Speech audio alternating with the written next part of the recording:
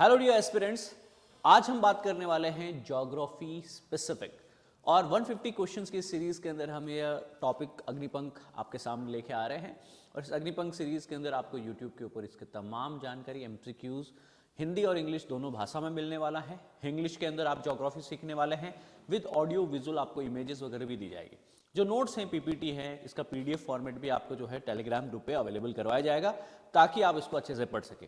तो क्लास के बीच में आपको क्या करना है, you are suppose to comment the answers. कुछ होमवर्क्स भी मैं आपको क्लास के बीच बीच में देता रहूंगा, you are suppose to attempt that homework as well, है ना।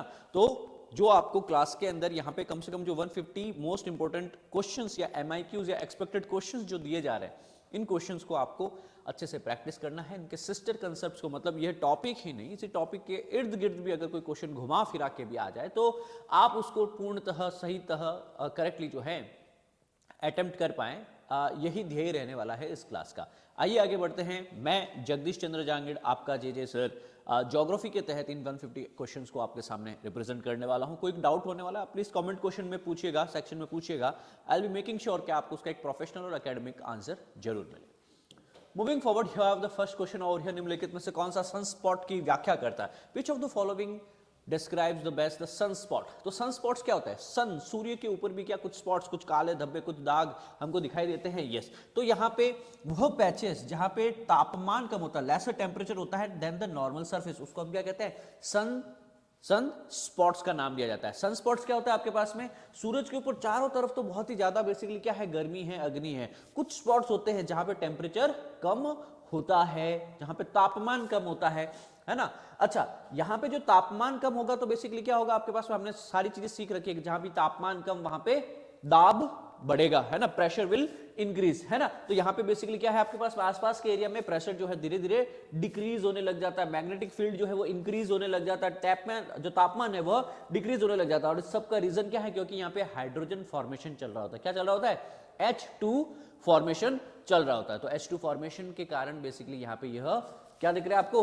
ब्लैक स्पॉट्स बेसिकली दिखने को मिलेंगे, जिनको सन स्पॉट्स के नाम से भी बेसिकली हम जानते हैं। डार्कर कूलर जो है आपके पास में रीजन सूर्य के सरफेस पे, जिसको हम लोग कहते हैं फोटोस्फीयर, सूर्य की बाहर वाली जो लेयर जो हम देख पाते हैं ना सूरज को, वो क्या है? फोटोस्फीयर है। क्या है ये?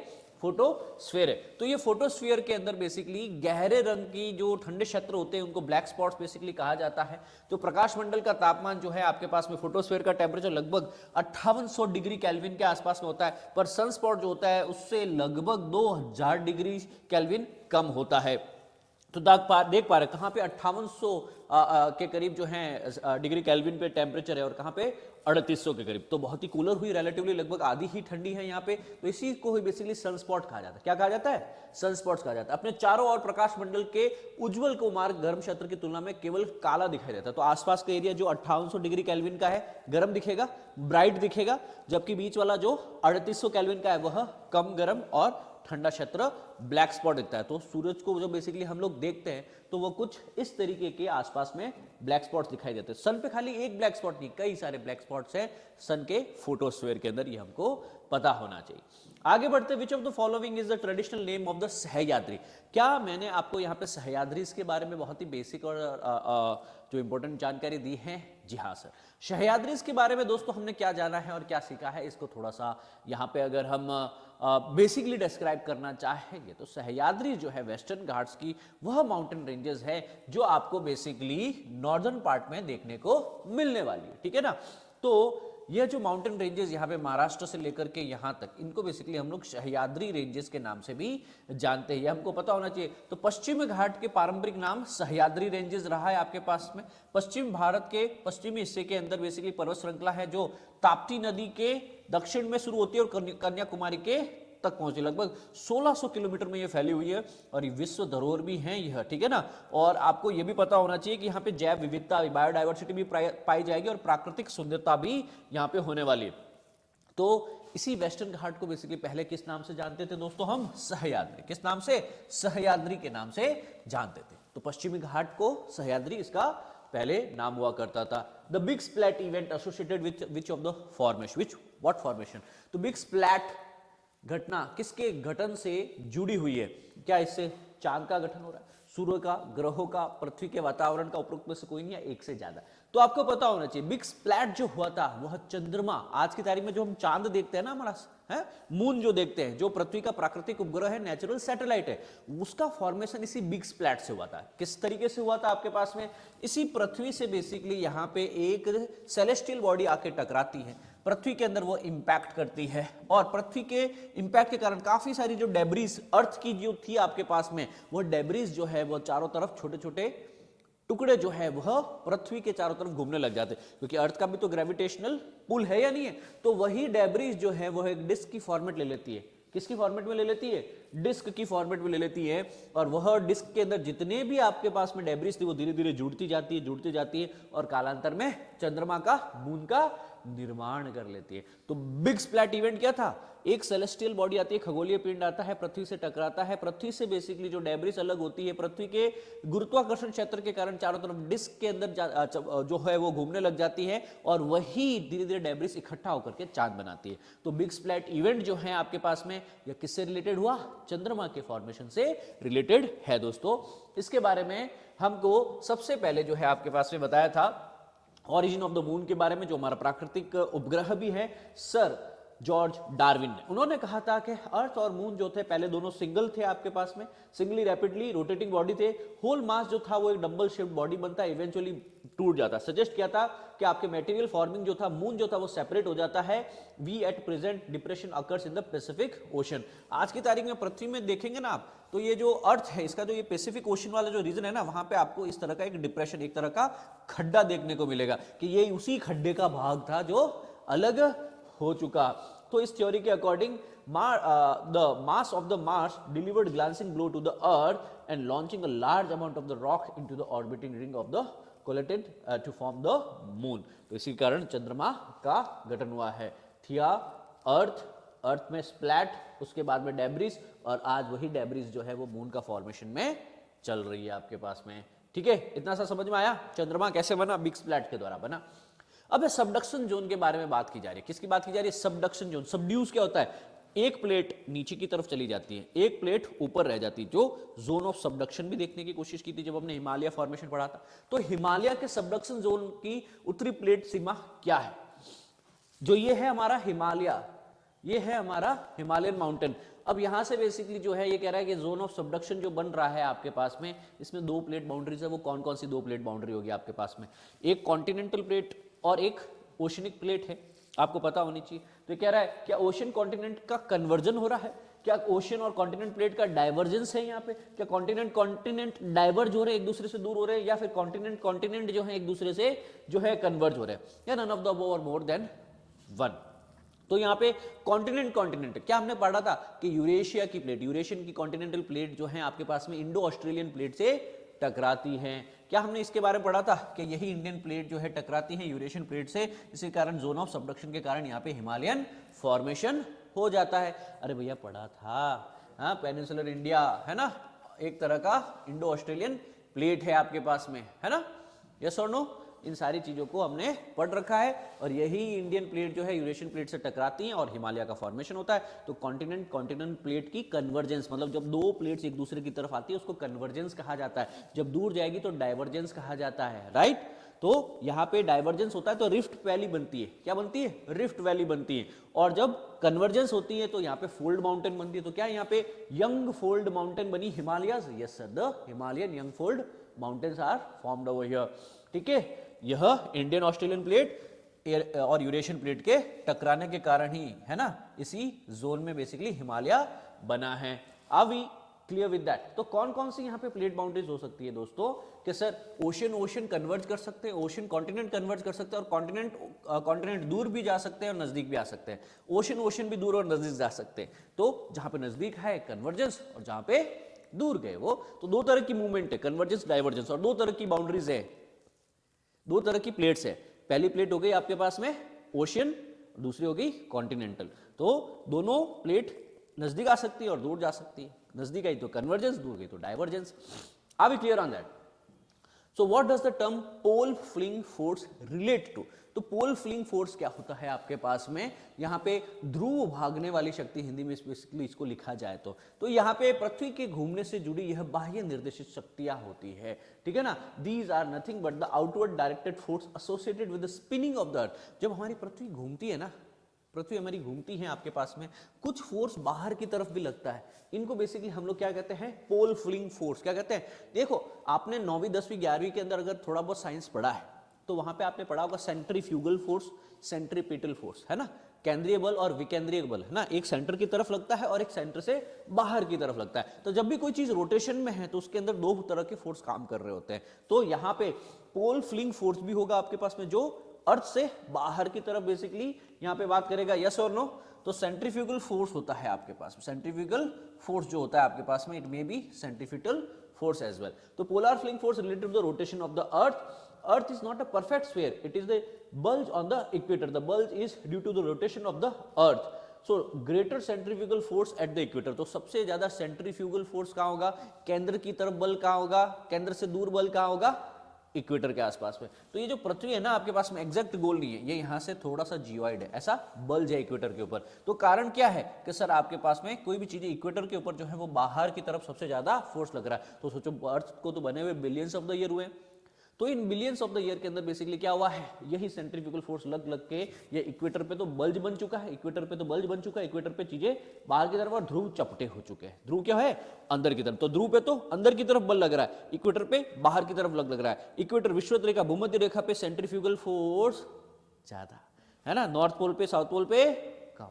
समझ में आई भैया बात? यह लक्ष्य है आपको समझाने का, एक सहज भाषा में समझ पाओ तो नोट डाउन करते रहो साथ साथ में। चलिए, so tidal force is due to the attraction of the moon and the sun. तो आपके पास में सेंट्रीफ्यूगल फोर्स अलग है, टाइडल फोर्स अलग है, ठीक है ना, इन सब चीजों को समझना है। So which of the following is the most abundant element of the earth crust by weight? Earth का जो क्रस्ट है, क्रस्ट का क्या मतलब हो गया आपके पास में कि सर ये पृथ्वी जो है ना, हमने बताया ना अभी कि कॉन्टिनेंटल और ओशनिक प्लेट्स में बेसिकली इसका ब्रेक किया जाता है। अभी कह रहा है कि इस क्रस्ट के अंदर बेसिकली सबसे ज्यादा मात्रा में क्या पाया जाता है, सबसे ज्यादा मात्रा में क्या पाएगा, silicon, aluminium, oxygen, ferrous. What is the right answer? Answer is सबसे ज्यादा मात्रा में क्रस्ट में पाया जाता है ऑक्सीजन। क्या पाया जाता है भैया? ऑक्सीजन। ऑक्सीजन होता है भैया 47% जो है वो ऑक्सीजन होता है। फिर होता है आपके पास में सिलिकॉन। सिलिकॉन कितना होता है? 28%। सबसे ज्यादा तो यही है। फिर आता है आपका मेटल्स में aluminium, iron, calcium, sodium, potassium, magnesium, है ना, याद रखेंगे इसको, can we remember that? Yes. तो आपके पास में सबसे ज्यादा, फिर याद रखेंगे, तो यह अर्थ के क्रस्ट में सबसे ज्यादा पाए जाते हैं। अब हम आगे बढ़ते हैं सुमेरु वोल्केनो के बारे में। किसके बारे में? सुमेरु वोल्केनो के बारे में। अभी हाल ही में देखा था कि सुमेरु वोल्केनो जो है वो फटा भी है, ज्वालामुखी जो है ना, वह फटा भी है। उससे रिलेटेड है ये कि कहां पे है, तो ये कहां है? इंडोनेशिया में। इंडोनेशिया के बारे में अगर आपको पता हो, मैंने वन शॉट वीडियो पढ़ाया था, ये आर्कीपेलिगो है आपके पास में। दिस इज अ आर्कीपेलिगो, वोल्केनो के कारण बना हुआ है, आपके पास में डिफरेंट आइलैंड्स है। तो वहां पे जैसे हमारे इंडिया में बैरन आइलैंड लाइव वोल्केनो है ना, वैसे ये भी एक तरह का लाइव वोल्केनो है, इंडोनेशिया में है आपके पास में। इसको भी आप लोग देख पाएंगे। हियर इज इंडोनेशिया एंड ये रही माउंट सुमेरु जो अभी यहाँ पे ब्लास्ट हुआ था और इससे वोल्केनो फूटा था भैया। ठीक है, सुमेरु वोल्केनो इंडिया का ईस्ट प्रोविंस के अंदर है, जावा प्रोविंस के अंतर्गत, है ना, तो इसको याद रख सकते हैं। Semeru volcano is known as the great mountain, is the highest volcano of the Java and one of the most active. और ये 2019 में फटा था और अब वापस 2023 में फिर से फटा एक बार। इंडोनेशिया में maximum number of the active volcano है दुनिया में। तो दुनिया में सबसे ज्यादा एक्टिव ज्वालामुखी कहाँ है? इंडोनेशिया में पाए जाते हैं, यह आपको पता होना चाहिए, है ना। तो यहाँ पे सुंडा प्लेट और सुंडा ट्रेंच, क्या सुंडा ट्रेंच मैंने पहले भी बताई थी कि सुंडा ट्रेंच किसके समानांतर चलती है। अगर आपने ये चीजें नहीं पढ़ी तो प्लीज ज्योग्राफी का वन शॉट वीडियो जरूर देख लीजिए जो मैंने अपलोड किया है पीएससी वाला चैनल के ऊपर। चलिए आगे बढ़ते हैं और इसकी पढ़ाई को जारी रखते हैं। MS K scale is related to the measurement of which of the following? MSK. तो एमएसके में मैं बेसिकली जो है अर्थक्वेक को मेजर करता हूं। किसको?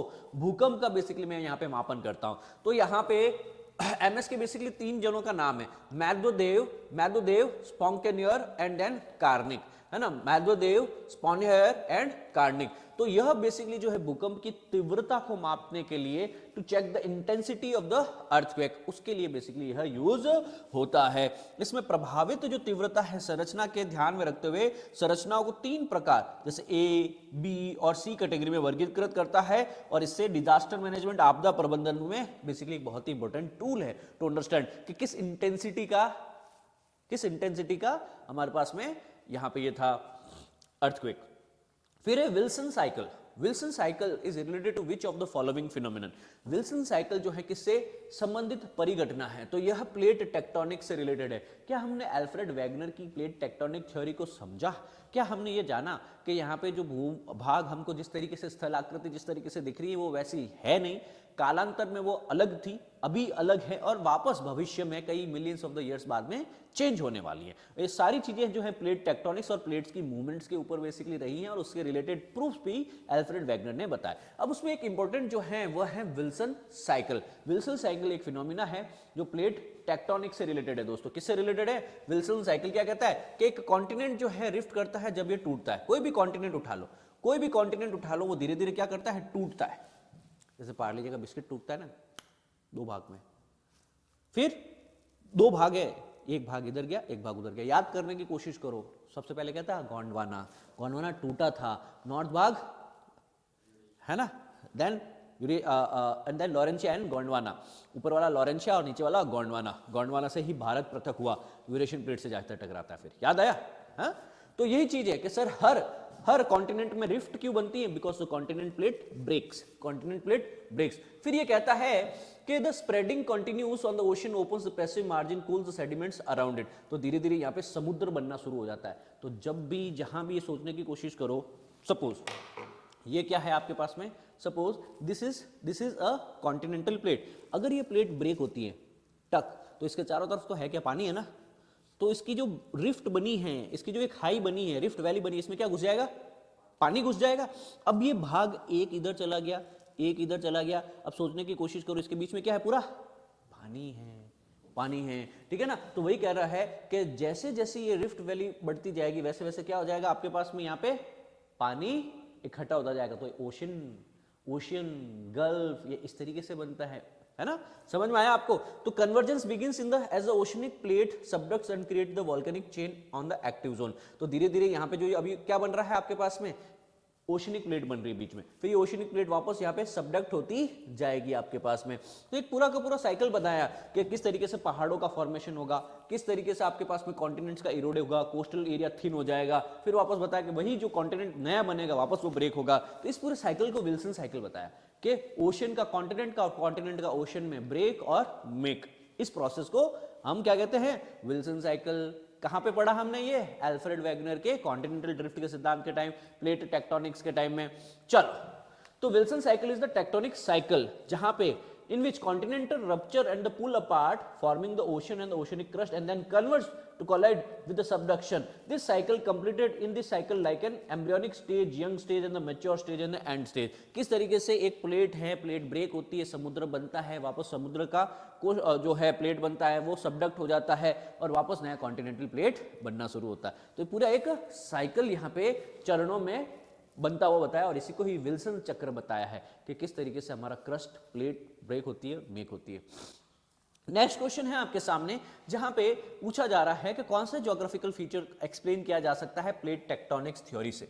कि सर अगर मैं प्लेट टेक्टोनिक थ्योरी समझाना चाहूं तो इनमें से ये एग्जांपल दे दूं तो प्लेट टेक्टोनिक थ्योरी समझ में आ जाएगी। सर आपके पास में है यहाँ पे ऑप्शन क्या रहने वाला है उसको देखो। The plate tectonic theory was suggested by the McKenzie and the Parker. किसने दी थी भैया? मैकेंजी एंड द पार्कर, है ना। और कॉन्टिनेंटल ड्रिफ्ट थ्योरी किसने दी थी आपके पास में? अल्फ्रेड वैगनर ने। किसने दी थी? अल्फ्रेड वैगनर ने। तो ये दोनों याद रख सकते हैं। प्लेट टेक्टोनिक थ्योरी है जो आपके पास में, वह सिद्धांत, प्लेट टेक्टोनिक सिद्धांत का सुझाव किसने दिया था? McKenzie and Parker. ये कहते हैं कि जो हमारे लिथोस्फेरिक, जो हमारे सतह की जो प्लेट्स हैं वो किस तरीके से जो हैं चेंज होती रहती हैं, उनके मूवमेंट कैसे होता है। This theory will be able to explain only those features on the continent that are close to the plate boundaries. मतलब एक प्लेट दूसरे प्लेट से कैसे टच हो रही है या फिर एक दूसरे से दूसरी जा रही है। तो दूर जाने के कारण क्या चीजें बनी और एक दूसरे के नजदीक कन्वर्जेंस के कारण क्या चीज बनी। तो यहाँ पे ये सिर्फ दो तरह के, मतलब प्लेट बाउंड्री पे जो भी हो रहा है, भूकंप आ रहा है, अर्थक्वेक आ रहा है, माउंटेन्स बन रही है, सिर्फ उन्हीं चीजों को बता सकती है, ठीक है ना। तो यहाँ पे Kilimanjaro, Ural, Aravalli, great Dividing Ranges, और फिर आपके पास में जोलन माउंटेन्स है, केस आइलैंड है, जोलन माउंटेन्स है, they are located on the interior of the continent. ये सारी क्या है, कॉन्टिनेंट के भीतर लोकेटेड है, they are not related to the plate boundary, वो प्लेट बाउंड्रीज के मार्जिन पे नहीं है। अगर यहाँ पे हिमालय होता तो यस मैं हिमालय बता सकता हूँ, क्योंकि हिमालय यूरेशिया और यूरेशियन प्लेट और इंडियन प्लेट की प्लेट बाउंड्री पे, तो हाँ अब मैं बता सकता हूँ कि सर टेक्टोनिक एक्टिविटी के कारण हिमालय बना है। बट अब मैं जितने भी यहाँ पे मेरे को ऑप्शन दिए, Kilimanjaro, Ural, Aravalli, great dividing range, अब ये सारे देखो, अगर आप मैप में देख पा रहे हो तो ये सब कहाँ है, प्लेट बाउंड्रीज पे नहीं है, ये अंदर की तरफ है। अरावली कहाँ है, हमारा राजस्थान में है ना। किलिमंजारो की बात करो तो कहाँ है, अफ्रीका के अंदर जाकर के देखने की कोशिश करोगे तो थोड़ा सा कॉन्टिनेंटल पार्ट है, मतलब सतह पे नहीं, कोस्टल एरिया पे नहीं है। तो formation of this trenches and the volcanic chain and the mountain can be explain. तो ट्रेंच बताना है, वॉल्केनो चेन बताना है, या माउंटेन फॉर्मेशन बताना है, सिर्फ मैं वही बता पाऊंगा, इसके अलावा कोई चीज नहीं समझा सकता प्लेट टेक्टोनिक थ्योरी के साथ में, ठीक है ना। तो प्लेट टेक्टोनिक थ्योरी का क्या मतलब है कि सर एक प्लेट दूसरी प्लेट से टकराती है और there is zone of subduction, तो एक प्लेट सबडक्ट हो जाती। भाई दो दो दो जने युद्ध लड़ेंगे, हल्दी घाटी के युद्ध में दो सेनाएं लड़ी, एक हार गई एक जीत गई, है ना। तो जो चीज भारी होती है वो सबसे पहले नीचे जाती है। अब आप कहोगे कि जो चीज हल्की होगी वो पहले नीचे गई, नहीं, जो चीज हल्की होती है वो हमेशा ऊपर उठ जाती है, और जो प्लेट भारी है वो सबडक्ट हो जाती है। तो यहाँ पे यह प्लेट जो है वो सबडक्ट हो गई है, और ये प्लेट जो है वो अपलिफ्ट हो गई है, और इसी के बीच में जो सेडिमेंट वो बेसिकली टीथियस सी के सेडिमेंट्स अपलिफ्ट हो गए, तो यहाँ पे हिमालय। तो यहाँ पे ये सारी माउंटेन्स जो है ना वो इंटीरियर, अर्थ के इंटीरियर में है, इंटीरियर मतलब कॉन्टिनेंट्स के अंदर है, कॉन्टिनेंट और ओशन की प्लेट बाउंड्रीज के ऊपर नहीं, या फिर कॉन्टिनेंट की प्लेट बाउंड्रीज पे नहीं है, इसलिए इसको नहीं समझाया जा सकता है कॉन्टिनेंटल ड्रिफ्ट के through, and hence none of the above will be the right answer. चल, which of the following continent is called the hollow continent. Hollow continent, खोखला महाद्वीप किसको कहा जाता है? South America, North America, South Africa, Australia. सही answer आपके पास में है साउथ अमेरिका। क्या है इसको अपन क्या कह रहे हैं? हॉलो कॉन्टिनेंट कह रहे हैं आपके पास में, है ना। तो Latin America it is known as the hollow continent, most of the population lives along the coast. क्या कह रहे हैं सर? हमारा जो साउथ अमेरिका है ना, तो इसके अंदर सारे के सारे लोग कोस्टल एरिया में सबसे ज्यादा रह रहे हैं, कोस्ट जहां पे तट वाला क्षेत्र है वहां पे सबसे ज्यादा, बीच में अर्ण मर्ण कुछ नहीं, ठीक है ना, कुछ भी नहीं। The centre consist of the rain forest and the mountain area. यहाँ पे सारा का सारा बीच में क्या रहेगा? माउंटेन्स है ना। ये सारा बीच में क्या है आपके पास में? माउंटेन्स है, और क्या है? पूरा फॉरेस्ट रहेगा, रेन फॉरेस्ट एटसेट्रा एटसेट्रा, पूरे घने फॉरेस्ट। तो इसीलिए कहा जाता है कि साउथ अमेरिका को हॉलो कॉन्टिनेंट भी कहा जाता है। हॉलो कॉन्टिनेंट मतलब अंदर से खोखला, खाली कॉर्नर पे सारे के सारे लोग बसे हुए हैं, ठीक है ना। तो highest population densities are found on the old Indian core areas of the Andes, है ना, the former slave areas of the north eastern Brazil. तो यहाँ पे ब्राजील है, उरुग्वे है, अर्जेंटीना है, इनके इंटीरियर में लोग नहीं रहते, सारे बाहर फ्रिंजेस पे हैं। विच of the following is the largest fresh water lake in India? सबसे बड़ी मीठे पानी की झील जो है वो है वुलर झील। कहां पे है वुलर झील? वुलर झील अगर देखेंगे आपके पास में वुलर झील, डल झील, मंजार झील जो है आपके जम्मू एंड कश्मीर वाले एरिया के अंदर है। कौन से एरिया में दोस्तों? है ना, जम्मू एंड कश्मीर वाले एरिया में। तो वुलर लेक जिसको वोलार ऑफ कश्मीरी भी कहा जाता है, कश्मीरी में लार्जेस्ट फ्रेश वाटर लेक है साउथ एशिया की, मतलब खाली भारत की ही नहीं, पूरे दक्षिण एशिया के अंदर सबसे बड़ी मीठे पानी की झील है यह बांदीपुर में है। बांदीपुर जिला जम्मू कश्मीर के अंतर्गत आता है भारत में। Lake basin is formed due to the result of the tectonic activity and it is fed by the Jhelum river and the stream Madhumati. तो मधुमती नदी का पानी आता है, झेलम नदी का पानी आता है, और यह लेक उसी से बनी हुई है। इसकी साइज जो है काफी लगभग 180 स्क्वायर किलोमीटर के आसपास, मतलब कहीं छोटी भी है कहीं बड़ी भी है आपके पास में। So much of the lake has been drained as a result of the willow plantation being built on the shore of the 1950s। That's it. Kashmiri willow के बारे में सुना होगा, विलो से बैट बनता है, विलो बैट, है ना। चलो, तो उसके प्लांटेशन के बाद में इसकी थोड़ी सी ड्रेनेज जो है, वाटर होल्डिंग कैपेसिटी वो कम हुई है। So there are some countries where there is more than one standard meridian time. Standard meridian time क्या होता है? आईएसटी, जैसे हम इंडियन स्टैंडर्ड टाइम कहते हैं सर 82.5 डिग्री ईस्ट, ये हमारा आईएसटी है ना। मिर्जापुर से जो लाइन निकलती है, इंडियन स्टैंडर्ड टाइम जिसको कहा जाता है, भारतीय मानक समय। अब ये कह रही है कि कई कंट्रीज जो हैं उनके अंदर खाली एक मेरिडियन नहीं होती, एक से ज्यादा हो सकती, एक से ज्यादा मेरिडियन हो सकती है। तो उन एक से ज्यादा मेरिडियन का कारण क्या है? What is the reason for more than one meridian? Sir, एक से ज्यादा मेरिडियन होने का रीजन होता है सर आपके पास में।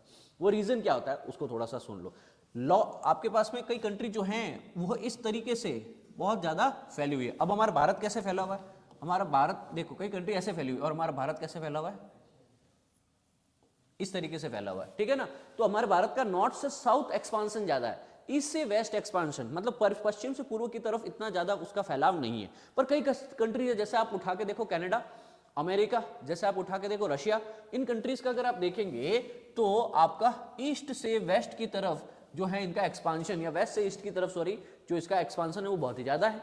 तो यहाँ पे फिर वो एक मानक समय नहीं रख सकते, क्योंकि यहाँ पे फिर गैप हमारे तो बेसिकली गुजरात से अरुणाचल प्रदेश के बीच का समय लगभग 2 घंटे का डिफरेंस है, पर वहां पे ज्यादा होता है समय, है ना। यहाँ पे बेसिकली ऐसे 2-2 घंटे का कई समय होगा लगभग। यहाँ पे इनके ईस्ट कोस्ट से वेस्ट कोस्ट के बीच का समय का डिफरेंस भी मान के चलो कम से कम 10 से 15 घंटे का होगा।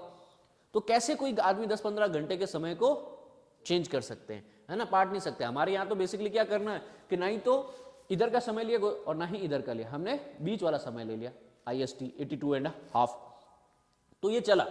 हालांकि कई रिक्वेस्ट आती रही है हमको कि सर हमको और भी कुछ समय लेना चाहिए, असम वगैरह से बेसिकली रिक्वेस्ट आती रही है कि यहाँ का टाइम पीरियड जोन कुछ और होना चाहिए, ठीक है। तो वो कंट्रीज जिनका ईस्ट से वेस्ट एक्सपांशन जाना है, long east to west extent है, उन कंट्रीज के अंदर एक से भी ज्यादा बेसिकली जो है आपको मेरिडियन टाइम्स को स्टैंडर्ड मेरिडियन टाइम लिया जा सकता है ना। चॉइस मेजर जोन है आपके पास में वर्ल्ड के अंदर, रशिया के पास में 11 टाइम जोन है ना।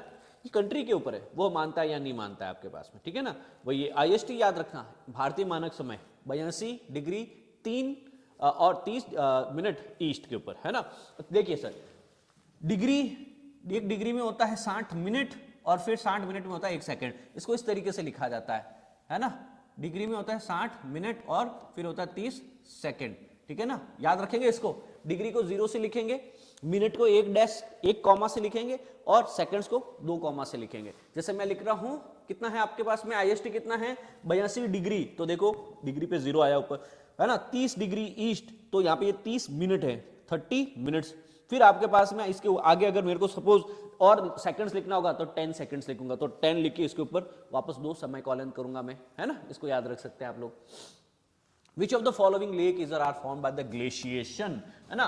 हिम नदी से बनने, ग्लेशियर्स के कारण बेसिकली बनी हुई जो लेक हैं वो है आपके पास में। यहाँ पे आप देख पाएंगे कि ग्लेशियर्स जो है किसी एरिया को कार्व आउट कर देता है और फिर वो एरिया के अंदर जो है पानी भरता रहता है, भरता रहता है, भरता रहता है। तो ग्लेशियर की कार्विंग के कारण, है ना, यहाँ पे कौन सी नदियाँ कौन सी चीज बनती हैं, जैसे कि आपके पास में जो कैट लेक्स हैं, है ना, सर्क लेक है जिसको ट्रांस लेक्स भी कहते हैं, ये चीजें बनती हैं यहाँ पे, rock hollow lakes etcetera etcetera वो यहाँ पे बनती हैं, ठीक है ना।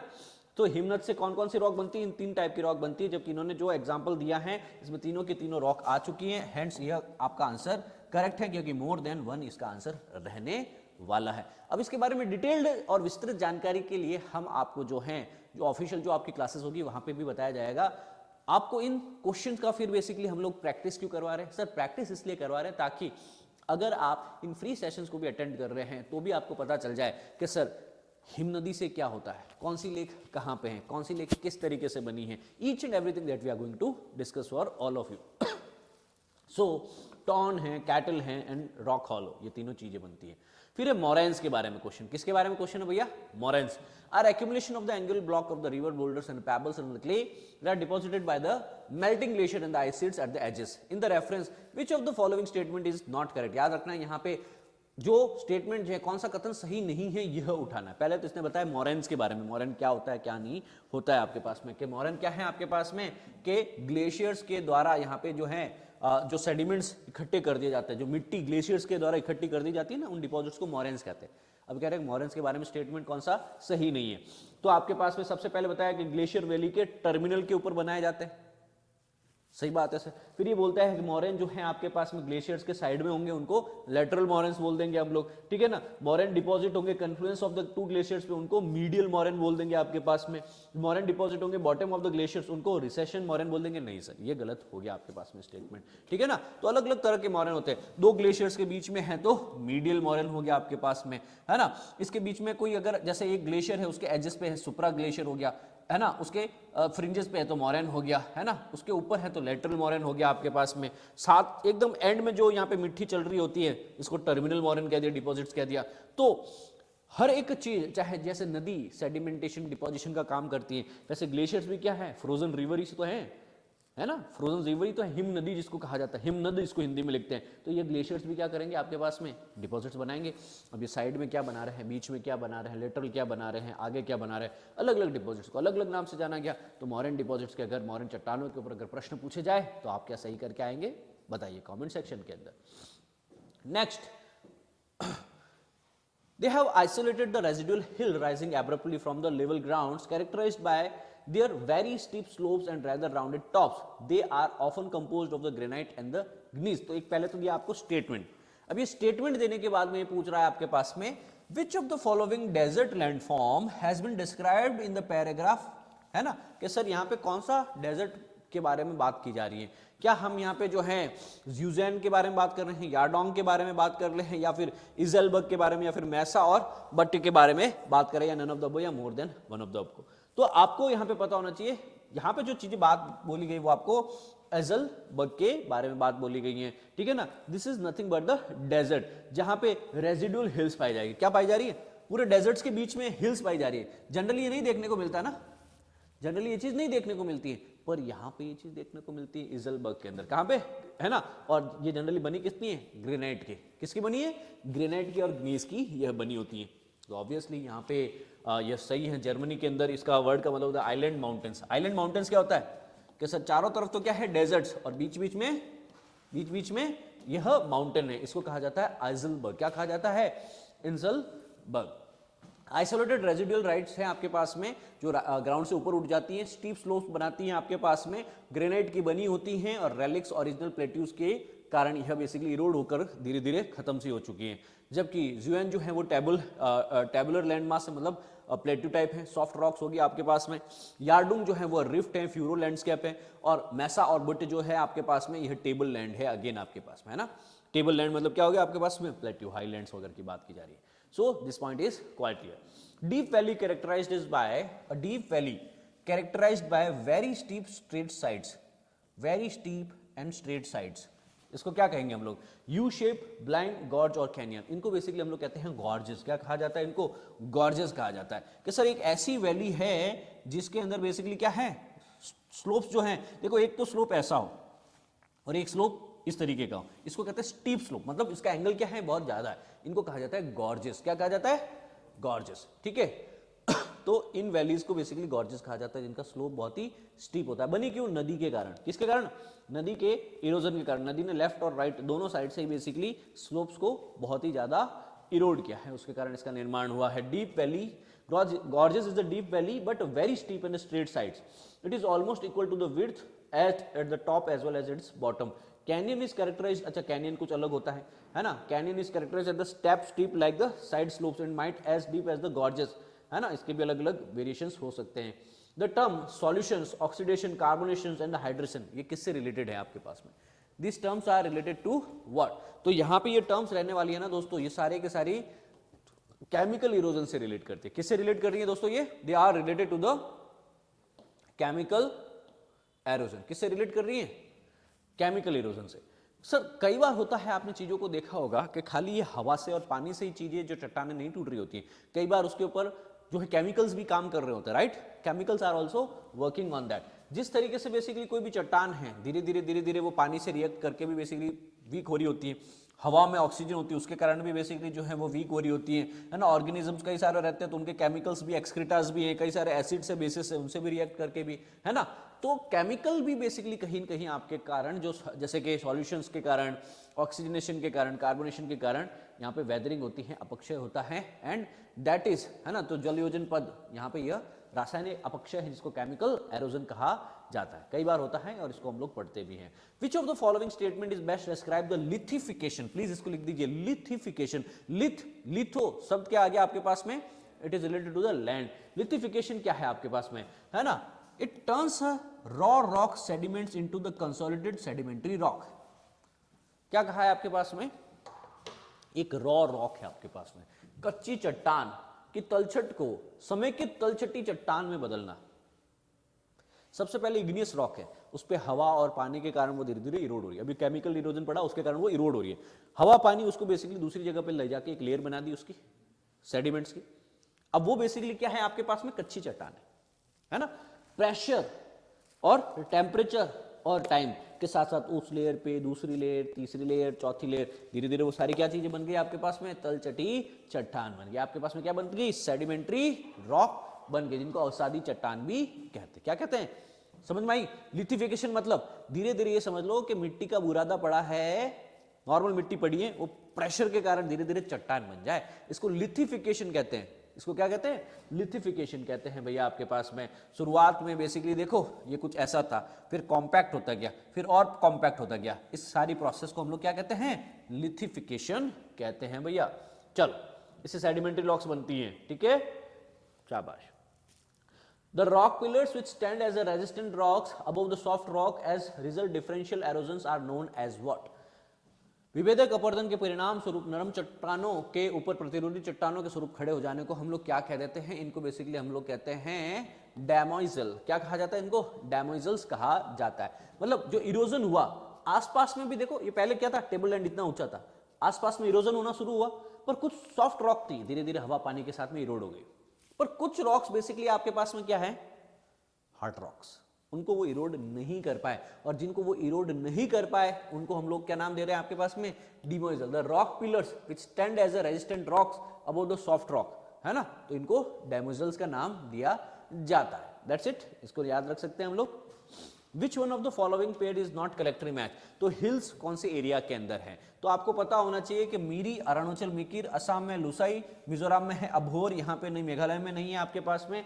सो अलग अलग एरियाज में अलग अलग जो हिल्स हैं वो पता होना चाहिए। देखो अरुणाचल में कौन सी है, डफला, मीरी, अभोर और मिशमी। तो मिशमी के साथ में अभोर भी जो है वह अरुणाचल प्रदेश के अंदर हैं, ठीक है ना। फिर अगर आप यहाँ पे नीचे वाले एरिया के अंदर आएंगे तो अलग अलग एरियाज के अंदर अलग अलग जो हिल्स हैं वो आपको पता होने चाहिए। मेघालय के अंदर गारो, खासी, जैंतिया, है ना, ईस्ट गारो, वेस्ट गारो, है ना, ईस्ट गारो हिल्स, वेस्ट गारो हिल, ईस्ट खासी, वेस्ट खासी, देन द जैंतिया हिल्स। इन सब हिल्स के नाम आपको पता होना चाहिए। लुशाई हिल्स के बारे में पता होना चाहिए आपको, है ना। तो आप अच्छे से नॉर्थ ईस्ट का मैप जरूर देखिए, इस तरह के क्वेश्चंस भी आते हैं जहां पे आपको मैच द फॉलोइंग में पूछा जा सकता है। तो दोस्तों आप सभी के समक्ष है commonly formation of the caves, these are secondary mineral deposits which are the results of the flow and the seeping of the water. This is referred to what? जब भी केव बन जाती है, जब भी गुफाओं का निर्माण होता है ना, तो यहाँ पे सेकेंडरी खनिज जमा हो जाते हैं जो पानी के प्रवाह और रिसने के परिणाम के स्वरूप में संदर्भित होते हैं, है ना। इस चीज को हम लोग क्या कहते हैं, इस चीज को हम लोग कहते हैं स्पेलेथम्स। क्या कहते हैं आप लोग पास में, इसको स्पेलेथम्स के नाम से जाना जाता है ना। तो स्पेलेथम्स में बेसिकली क्या होगा आपके पास में, ये नीचे वाला एरिया है, धीरे धीरे ये केव है, ये गुफा एक तरह की, है ना, ऊपर वाले एरिया के नीचे। अब यहाँ पे क्या होगा, धीरे धीरे धीरे धीरे ये वाला पूरा एरिया के अंदर क्या केमिकल रिएक्शंस और वेदरिंग वगैरह होते होते जो भी मिनरल्स है वो धीरे धीरे क्या होंगे, सेडिमेंट्स बना देंगे। इनको हम लोग कहते हैं आप लोग कि सर इस पूरे एरिया में जितने भी मिनरल्स थे, है ना, वो सारे के सारे क्या हो गए आपके पास में, स्पेलेथम्स के थ्रू अलग अलग सेडिमेंट्स बना दिए हैं, है ना, स्टिपिंग ऑफ द वाटर।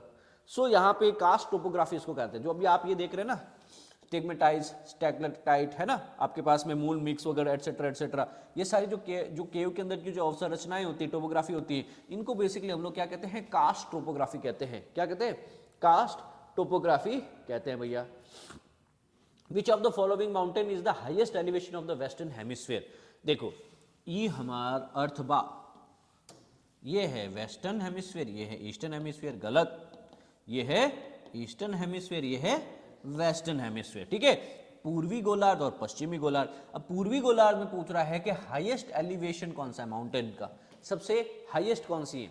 यहाँ पे आपको ऑप्शंस दे रखे हैं, है ना, तो एकोनागुआ, पेसिस, ट्रेस और मर्सिडायरो, नन ऑफ द अबव। तो आपके पास में एकोनागुआ इसका राइट आंसर होगा। ये कहाँ है भैया, आपकी ब्राजील के अंदर है, के अर्जेंटीना के अंदर है, अर्जेंटीना के अंदर यह हिल है आपकी, ठीक है। समुद्र तल से लगभग आपके पास है 22,831 फीट के ऊपर आपके पास में यह माउंट एकोनकागुआ है, ठीक है ना।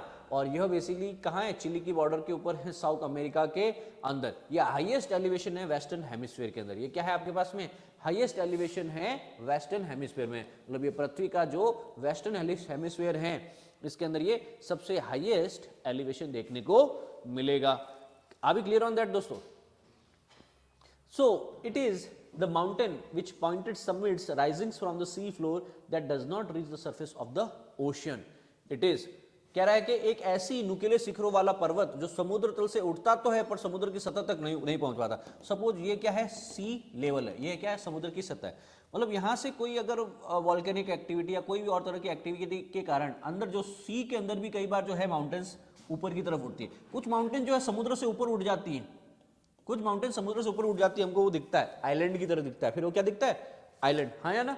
पर कुछ समुद्र के अंदर ही होती है, हाँ या ना. वो उठी तो सही, बनी तो सही, पर उनकी हाइट इतनी नहीं थी कि वो सी लेवल को क्रॉस करके ऊपर आ पाए. इनको हम लोग सी माउंट्स कहते हैं. क्या कहते हैं दोस्तों, सी माउंट कहते हैं. तो जो ओशन फ्लोर की टोपोग्राफी है, अवसंरचना है, वह भी आपको पता होना चाहिए कि अबिस्मल प्लेन्स कहाँ है आपके पास में, वोल्केनोस के कारण किस तरीके से रिफ्ट वैली बनती है ना, मिड ओशनिक रीजेस होती हैं, आपके आसपास में बेसिकली सी माउंट्स वगैरह भी हो सकते हैं. तो सी माउंट्स क्या हैं, माउंटेन्स पॉइंटेड सबमिट है सी फ्लोर के अंदर जो बनी हुई है, वोल्केनिक ओरिजिन होती है, वोल्केनो के ही फूटने से और वोल्केनो के वापस उसके सॉलिडिफाई होने से वो माउंटेन्स बनी हुई हैं. Most of the rainfall in India is mountainous rainfall, है ना. So what is the meaning of the mountainous rainfall. Bharat में जो भी बारिश होती है लगभग माउंटेन्स के कारण होती है. किसके कारण, पर्वताकृतियों के कारण होती है. ओरोजेनिक रेनफॉल होता है, पर्वतों के कारण जो बारिश होती है वो, है ना.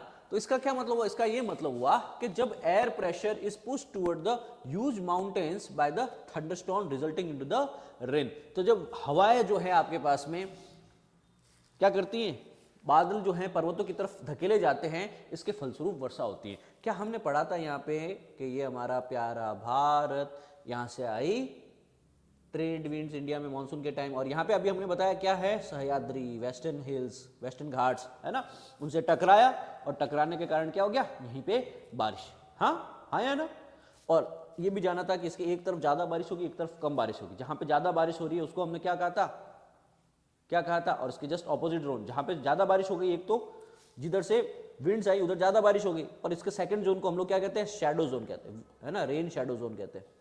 एक है लीवर्ड साइड, एक है विंडवर्ड साइड. जिधर से विंड्स आ रही है, हवाएं आ रही हैं, उधर ज्यादा बारिश. जबकि दूसरी साइड्स माउंटेन की है, वहां पे मॉइस्चर नहीं पहुंच पाएगा, वहां पे बादल जो होंगे वो अपना पूरा का पूरा जो है प्रेसिपिटेशन कर चुके होंगे, बारिश खत्म हो चुकी होगी, तो वहां पे लीवर्ड साइड होती है वो, है ना, उसको बेसिकली रेन शैडो जोन भी कहते हैं. बारिश वहां कम होती है. तो आप देख पा रहे होंगे कि इन्हीं सह्याद्रीज और वेस्टर्न घाट्स में एक तरफ तो जहां से विंड्स आ रही है उस डायरेक्शन में बहुत ही घने फॉरेस्ट है, जबकि कुछ ही किलोमीटर्स दूर अगर जाकर के आप यहाँ पे सेंट्रल लैंड की तरफ देखेंगे तो आपको सूखा एरियाज भी देखेगा, डेसिडियस फॉरेस्ट भी देखने को मिलेगा, शुष्क वन भी देखने को मिलेगा. ठीक है, अभी क्लियर बेटा, है ना. तो हवा माउंटेन पे टकराती है, इसके कारण क्लाउड जो है वो कंडेंस होकर के क्या है, प्रेसिपिटेट करते हैं, बारिश करते हैं. जबकि दूसरी साइड क्या होगा, rain shadow zone. Rain shadow zone में क्या होगा, एयर डिसेंड हो जाएगी और गर्म हो जाएगी और यहाँ पे मॉइस्चर नहीं होने के कारण बारिश नहीं होगी. क्लियर है, ये कंसेप्ट भी क्लियर हुआ आपके पास में. और इस तरह के वर्षा को हम लोग जो कि माउंटेन के कारण होती है उसको ओरोग्राफिक रेनफॉल कहते हैं.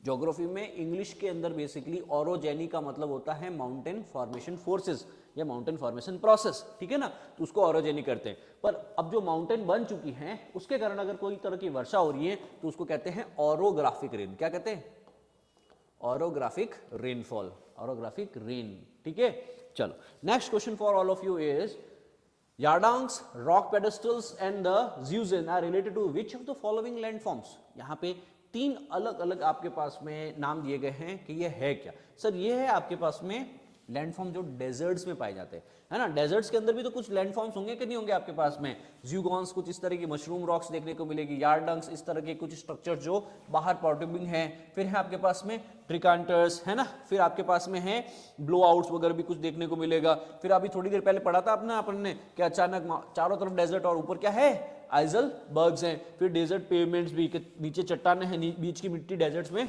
उड़ के कहीं और चली गई है, खाली पत्थर बचे हुए हैं, ऊपर टप टप करके भाग के जाना पड़ रहा है. डेजर्ट पेवमेंट्स याद रखेंगे.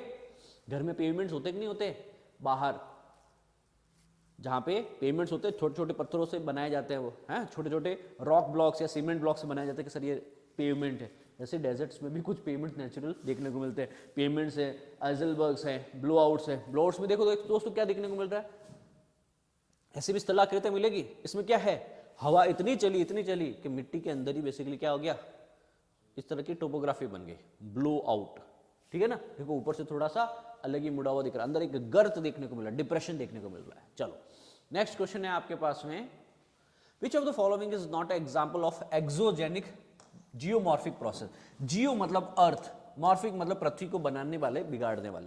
जियोमॉर्फिक प्रोसेस दो तरह के होते हैं, एक जो है पृथ्वी के बाहर से लगते हैं और एक जो है पृथ्वी के अंदर से लगते हैं, ठीक है ना। अब ये कह रहा है कि कौन सा एग्जाम्पल है एक्सोजेनिक, मतलब बाहर से लगने वाले जियोमॉर्फिक प्रोसेस का एग्जाम्पल कौन सा नहीं है। मतलब जो जियोमॉर्फिक एक्सटर्नल नहीं होता, मतलब वो इंटरनल होगा। फिर तो क्या एरोजन पृथ्वी की सतह पे होता है, एक्सटर्नल होता है?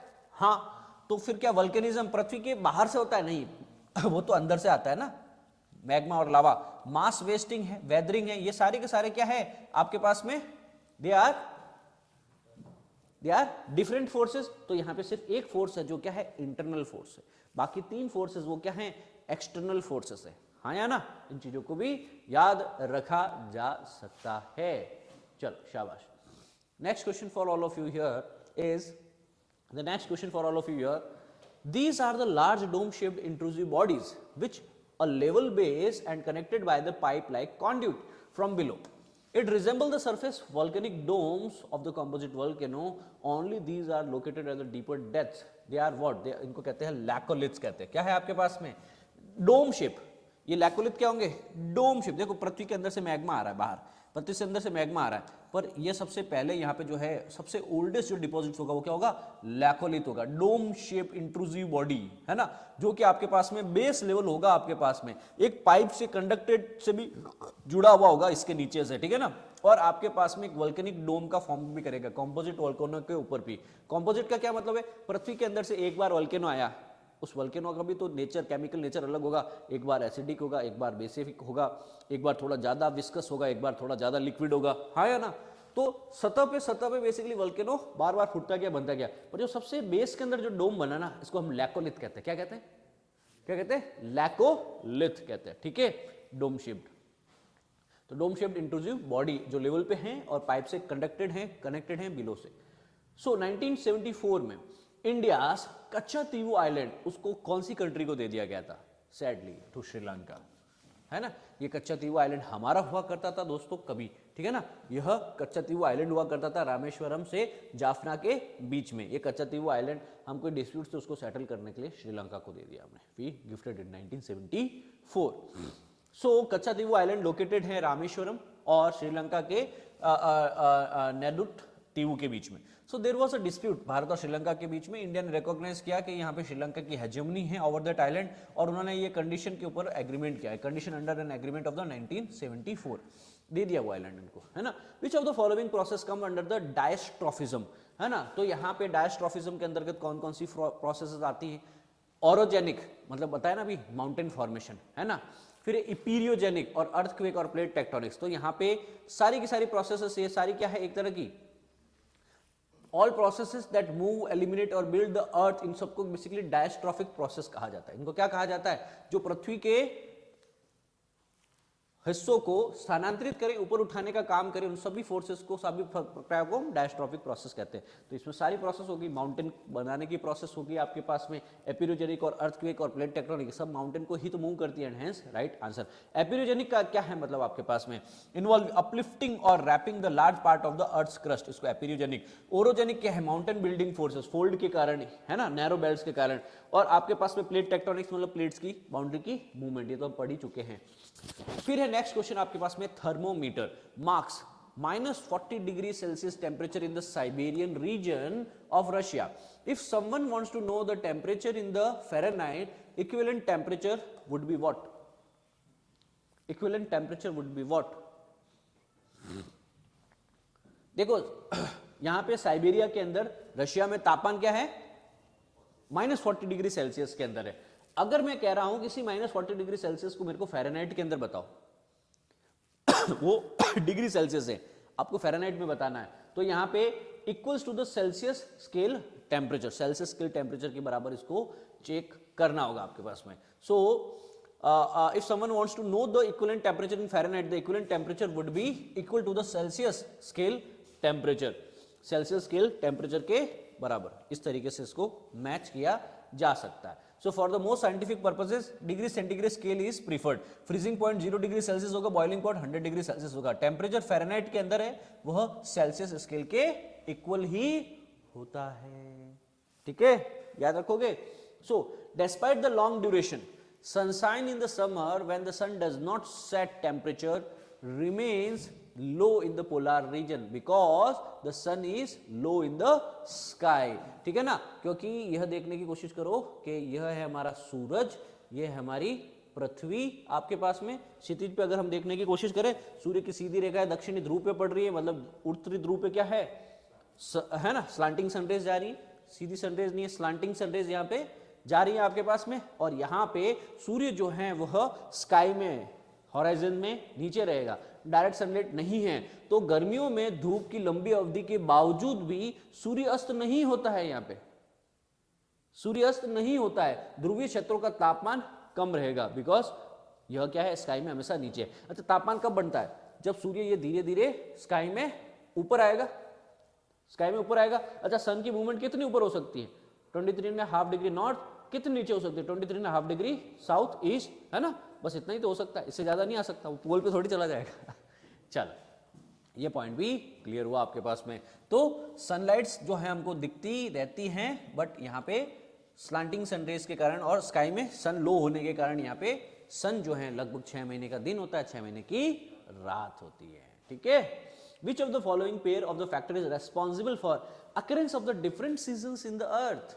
निम्नलिखित में से कौन से कारकों को जो पृथ्वी पर भिन्न ऋतुओं की घटना के लिए जिम्मेदार है ना? तो inclination of the earth axis and the revolution. एक तो पृथ्वी जो है अपनी अक्ष के ऊपर 23.5 डिग्री झुकी हुई है, हाँ या ना, अपनी सेंट्रल एक्सिस से 23.5 डिग्री झुकी हुई, और सूर्य की परिक्रमा भी कर रही है। दो घटनाओं के कारण ऋतु परिवर्तन होता है ना। इंक्लिनेशन के कारण तो क्या है, 23 एंड नॉर्थ एंड हाफ, तो हम कर्क रेखा, मकर रेखा, इक्विनॉक्सेस वगैरह की बात करते हैं फिर उसमें, ठीक है ना। और दूसरी किसकी बात कर रहे हैं हम? घूर्णन की। पृथ्वी सूर्य की परिक्रमा भी कर रही है ना। अर्थ की दो तरह की मूवमेंट होती है, एक घूर्णन, एक परिक्रमण। घूर्णन रोटेशन ऑन इट्स एक्सिस, और उसके कारण तो क्या है, पृथ्वी अपनी ही अक्ष के ऊपर घूर्णन कर रही है, दिन और रात, है ना, उसके कारण दिन रात हो रहा है। परंतु ऋतु परिवर्तन हो रहा है सूर्य के चारों ओर परिक्रमा के कारण। सूर्य के चारों ओर परिक्रमा और ध्रुव के ऊपर 23.5 डिग्री झुका हुआ है, इस कारण वह क्या है, ऋतु परिवर्तन उसके कारण होता है। ठीक है भैया, चल। Which of the following is correct about the thermal characteristics of the land and water affecting the temperature distribution of the earth surface?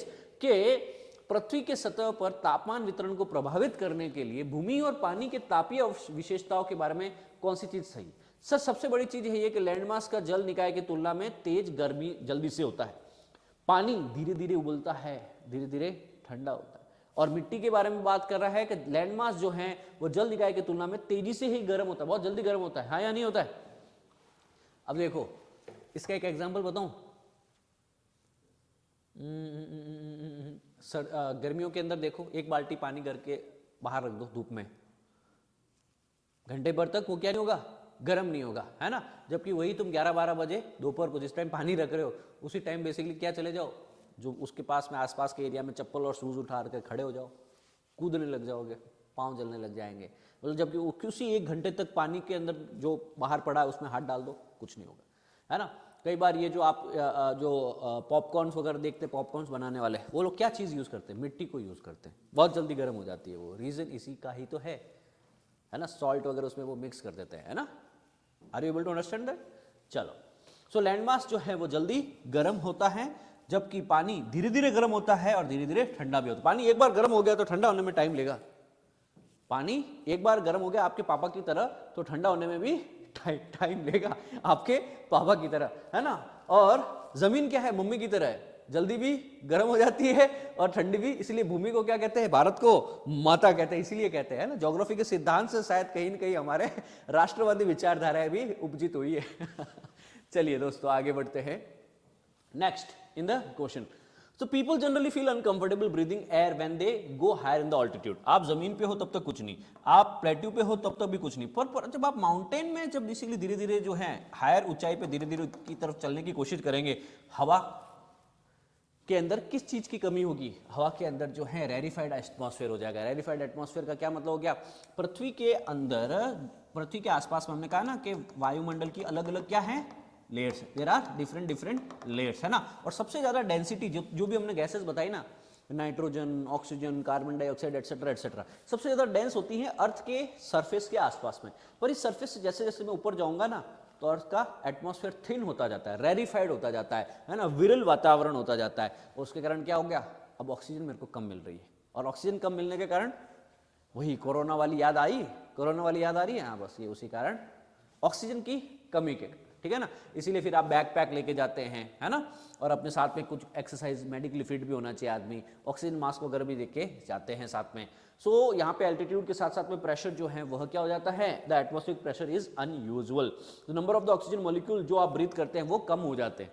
और आपको ऑक्सीजन तो उतनी चाहिए बॉडी को, और उल्टा आप ट्रैकिंग कर रहे हैं तो अब ज्यादा ऑक्सीजन चाहिए क्योंकि बॉडी में एक्टिविटी हो रही है। तो सोचो, ज्यादा ऑक्सीजन की डिमांड तो नॉर्मल से ज्यादा है, पर ऑक्सीजन की अवेलेबिलिटी नॉर्मल से भी कम है, और उसके कारण फिर सांस में परेशानी होती है ना। ससुर में कभी परेशानी नहीं होती, जस्ट जोकिंग। आगे बढ़ते हैं। During the day cold air and the sea blows towards the land due to what, दिन के समय में समुद्र से ठंडी हवा भूमि की ओर आती है। इसका क्या कारण है? दिन के समय समझने की कोशिश करो, यह लैंड है, यह सी है। दिन के समय बेसिकली क्या होगा, सूर्य पृथ्वी को ज्यादा जल्दी गर्म करेगा, यह एरिया ज्यादा गर्म है। अब हमने क्या कहा कि जमीन जल्दी गर्म होती है और समुद्र धीरे धीरे गर्म होता है, तो यहां पे तापमान जल्दी बढ़ गया, यहां तापमान धीरे धीरे बढ़ रहा है, और इसके कारण क्या होगा, ये एरिया पे प्रेशर कम होगा, ये एरिया पे प्रेशर ज्यादा होगा, और हवाएं किधर से किधर फ्लो करती हैं, हाई प्रेशर से लो प्रेशर की तरफ। तो इनको हम सी ब्रीज कहते हैं। क्या कहते हैं? सी ब्रीज कहते हैं कि दिन में हवाएं कहां से कहां पे आई, समुद्र से पृथ्वी की तरफ आई। तो मुंबई वाले एरिया के अंदर बेसिकली तापमान बढ़ता है, इतनी सारी इकोनॉमिक और ह्यूमन एक्टिविटी होती है, पर फिर भी तापमान कम क्यों रहता है? गर्मियों के अंदर भी मॉडरेट इफेक्ट क्यों रहता है? Reason sea breeze. क्या है? सी ब्रीज मॉडरेट कर देती है उस हवाओं को, है ना। जबकि रात को क्या चलेगा? अब रात को सोचो, जो पानी धीरे धीरे गर्म हुआ है वो ठंडा भी तो धीरे धीरे होगा, मतलब तापमान अभी भी ज्यादा है। और मिट्टी के बारे में, लैंड के बारे में अभी मैंने बताया ना, जल्दी गर्म जल्दी ठंडा, है ना। जैसे सूर्यास्त पानी लैंड जो है वो ठंडा हो जाएगा, और लैंड ठंडा मतलब हायर प्रेशर, टेम्परेचर कम हो गया, पर पानी पूरे दिन भर तपाए 8, 10, 12 घंटे, अब ठंडा भी वो धीरे धीरे होगा। तो रात को भी समुद्र क्या होता है, जमीनी सतह से, लैंड सरफेस से गर्म होता है। तो अब सोचने की कोशिश करो, लोअर प्रेशर हो गया समुद्र के ऊपर और हायर प्रेशर है लैंड के ऊपर, तो हवा किधर से किधर जाएगी? लैंड से सी की तरफ, लैंड टू सी। तो रात को बेसिकली क्या चलती है? Land breeze. क्या चलती है? हवाएं जमीन से समुद्र की तरफ, और दिन में समुद्र से जमीन की तरफ। इसको हम लैंड ब्रीज और सी ब्रीज साइकिल कहते हैं। और इसी के कारण कोस्टल एरिया में जो वातावरण के अंदर बेसिकली जो मॉडरेटिंग इफेक्ट रहता है, वहां ना ही तो सर्दियां ज्यादा हो पाती है, ना ही ठंड, ना ही गर्मी ज्यादा हो पाती है ना। मॉडरेटिंग इफेक्ट होता है कोस्टल एरिया में because of the land breeze and sea breeze only. चलो, आई होप आप समझ पाए हैं। Land mass get heated more quickly and then the adjoining sea. बता पाया हूं मैं अभी तक आपको कि समुद्र जो है वह भूमि की तुलना में अधिक जो है तेजी से गर्म होता है। जो भूभाग है वो ज्यादा जल्दी गर्म होगा और जल्दी ठंडा होगा। समुद्र आराम से ठंडा गर्म होगा और आराम से ठंडा होगा। एक बार गर्म हो गया तो वो टाइम लेगा, भाई मैं सुबह तक ठंडा होएगा, है ना, वापस ड्यूटी पे भी तो जाना है सूरज निकलते ही। चलो, ये चीज समझ में आ गई। हाँ, जब दिन में हवाएं आ रही हैं तो ये क्या है? Sea breeze. रात को हवाएं जा रही हैं तो लैंड ब्रीज। ठीक है, चलो। विच of the following correctly explains the decrease in the temperature in the mesosphere with the increase in the altitude? कि सर, जो अर्थ की सरफेस के अंदर आपके पास में अलग अलग स्फीयर है, राइट, अलग अलग स्फीयर है या नहीं? अभी कह रहा है कि एटमॉस्फेयर में, मीजोस्फीयर के अंदर आप कह रहे हैं कि एल्टीट्यूड के साथ साथ में आपके पास में क्या हो रहा है? टेम्परेचर कम हो रहा है, तापमान गिरता जाता है। तो ऊपर से कई बार तुमने देखा है, ऊपर से क्या आ रहा है? बर्फ आ रहा है, सोडा भी आ रहा है, कई बार जैक डैनियल्स, नहीं ये सारी चीजें तो नहीं आती, ठीक है ना। तो यहां पे हेलस्टॉर्म्स पढ़ा होगा आपने। हेलस्टॉर्म्स आते कि नहीं आते? हेलस्टॉर्म मतलब, अरे ना ना ना ना ना ना, हेलस्टॉर्म्स, हेल्स क्या होते हैं आपके पास में? हेल्स जो हैं भैया, जिसको जो देखा होगा आपके पास में बर्फ के टुकड़े पड़ते हैं, बोले बोले, जिसको हम ओले कहते हैं। क्या कहते हैं? ओले। तो ओला वृष्टि जिसको कहा जाता है, हेल स्टॉर्म जिसको कहा जाता है। तो वो हेल कहां से आए? इतने बड़े बड़े पत्थर के टुकड़े कहां से आ गए? ऊपर कौन सा फ्रिज है? ऐसा कौन सा फ्रिज लगाया भगवान इंद्र ने? पर तापमान के बढ़ते बढ़ते क्या होता है? ऊंचाई के बढ़ते बढ़ते, पृथ्वी से ऊंचाई के बढ़ते बढ़ते तापमान कम होने लग जाता है मेसोस्फीयर में। इसका रीजन क्या है? ओजोन की अनुपस्थिति। क्या है? ओजोन की अनुपस्थिति के कारण, एब्सेंस ऑफ द ओजोन। अब सोचने की कोशिश करो, आपके पास में सबसे नीचे वाला एरिया क्या है? स्ट्रेटोस्फीयर, सबसे ज्यादा डेंस एटमॉस्फेयर है। इसके ऊपर जाओगे तो स्ट्रेटोस्फीयर, स्ट्रेटोस्फीयर के बीच में ये जो लाइन है ना, लगभग 25 किलोमीटर के आसपास में ये ओजोन लेयर है। अब स्ट्रेटोस्फीयर के ऊपर है ये मीजोस्फीयर, है ना। अब मीजोस्फीयर में क्या है कि तापमान जो है ऊंचाई के साथ साथ में कम होना शुरू कर देता है। तापमान बढ़ता नहीं है, तापमान कम होना शुरू कर देता है ना, हायर एल्टीट्यूड में। हायर एल्टीट्यूड में जैसे जैसे मैं 30-50 किलोमीटर से ऊपर जाऊंगा, 80 किलोमीटर तक, तो फिर इस एरिया के अंदर बेसिकली सारा का सारा बेसिकली क्या देखने को मिलेगा मेरे को? लोअर टेम्परेचर, कम तापमान देखने को मिलता है। 85 किलोमीटर की ऊंचाई पर जाने पर वायुमंडल की तीसरी परत मेसो परत है, वायुमंडल की सबसे ठंडी परत है, और इसके साथ तापमान की कमी आती है क्योंकि ओजोन नहीं है, और इसके ऊपर की सीमा को मेसोपॉज कहा जाता है। अगला प्रश्न, which of the following is not a primary force which modifies the ocean currents? निम्न में से कौन सा प्राथमिक बल नहीं है जो महासागरीय धाकराव को परेशान करता है? अच्छा, ओशन करंट्स क्या होता है कि अर्थ के अंदर ये इक्वेटर के आसपास सबसे ज्यादा टेम्परेचर है, तो इस गर्म पानी को ऊपर की तरफ लेके जाना, ऊपर वाले ठंडे पानी को नीचे की तरफ लेके आना, और इसको वापस घुमाते रहना, है ना। तो अर्थ का ही बेसिकली अपने आप में बेसिकली क्या, करंट्स चलते रहते हैं। तो महासागरीय जल धाराएं चलती है ना, जिसको हम ओशनिक करंट्स कहते हैं। कह रहे हैं कि कौन कौन सी चीजें इसको इंपैक्ट करती हैं। अब प्रश्न ये पूछा है कि कौन सी चीजें इंपैक्ट नहीं करती हैं। कौन सी चीज इंपैक्ट नहीं करती हैं? सर यहाँ पे आपके पास में इंसोलेशन, मतलब सूर्य से आने वाला तापमान, वह तो प्रभावित करता है। सर हमारी जो विंड्स है, क्या विंड्स भी प्रभावित करती है? सीजनल वेरिएशन जो विंड्स में होता है, मॉनसून एटसेट्रा एटसेट्रा, क्या ये भी प्रभावित करता है? सर ये भी करंट्स को प्रभावित करता है। क्या ग्रेविटी और कोरियोलिस फोर्स के कारण, क्या मैंने बताया था, कोई भी चीज अर्थ के ऊपर मूव करेगी धीरे धीरे वातावरण में, तो वो क्या करेगी? राइटवर्ड नॉर्थ हेमिस्फीयर में और लेफ्टवर्ड इन साउथ हेमिस्फीयर टर्न हो जाएगी। इसको हमने कोरियोलिस फोर्स कहा था, है ना। पृथ्वी के रोटेशन के कारण earth is moving on its axis, that's why you have the Coriolis force.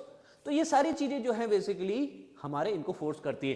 Temperature है, विंड्स हैं, कोरियोलिस फोर्स है, ग्रेविटी है, एटसेट्रा एटसेट्रा, है ना। जो चीज फोर्स नहीं करती है सैलिनिटी, कि सर पानी खारा है या कहीं मीठा है, वो चीज कहीं भी बेसिकली ओशियन के अंदर चलने वाले करंट्स को परेशानी नहीं करती है, करंट्स को प्रभावित नहीं करती है, उनकी डायरेक्शन को चेंज नहीं कर सकती वो। ठीक है, याद रखेंगे। Shall we remember? चलो शाबाश। नेक्स्ट क्वेश्चन है आपके पास में, trade winds become extremely strong and abnormal upwelling of the cold water occurs in the East Pacific Sea। इसको मैं क्या कहूंगा कि ट्रेड winds जो है वो बहुत ही ज्यादा स्ट्रांग हो गई है। ट्रेड winds मतलब क्या हो गई आपके पास में? वही मॉनसूनल विंड, मॉनसूनल विंड जो हमारे प्यारे भारत में रिवर्सल ऑफ द विंड्स के रूप में, मॉनसून के रूप में आती है, ये बहुत स्ट्रांग हो गई है। और फिर इसने कहा ये हमारा ऑस्ट्रेलिया हो गया, यहाँ पे ये क्या है? ऑस्ट्रेलिया, और ये यहाँ पे क्या है? ये ले लो साउथ अमेरिका। अब ये कह रहा है आपके पास में ईस्टर्न पैसिफिक, ये पैसिफिक ओशन है, पैसिफिक का ईस्ट मतलब ये साउथ पैसिफिक वाला जो साउथ एशिया के आसपास, साउथ अमेरिका के आसपास का रीजन, पेरू के आसपास में, यहाँ पे आपके पास में upwelling of the cold current हुआ है। जो कोल्ड करंट है, ठंडा पानी है, वो ऊपर आ चुका है। अच्छा, ठंडा पानी ऊपर आने के कारण क्या होगा? Upwelling of the cold current के कारण क्या होगा? समुद्र की सतह क्या हो जाएगी? ठंडी। समुद्र की सतह ठंडी है, मतलब यहाँ पे क्या है? Temperature low. टेम्परेचर क्या है? लो, है ना। और इसके कारण प्रेशर क्या है? हाई प्रेशर है। इसका ही एक एग्जैक्ट ऑपोजिट, मतलब ये तीन चीजें जो हैं हमने डायग्राम बना के जो सीखी है वो एग्जाम में दे रखा है कि ट्रेड विंड्स स्ट्रांग हो गई हैं। किसके कारण? आपके पास में कि सर ईस्टर्न पैसिफिक में कोल्ड करंट अपवेल हो गया, जो ठंडा पानी नीचे चलता था वो ऊपर आ चुका है, सतह पे आ चुका है। और इस अपवेलिंग के कारण क्या होगा?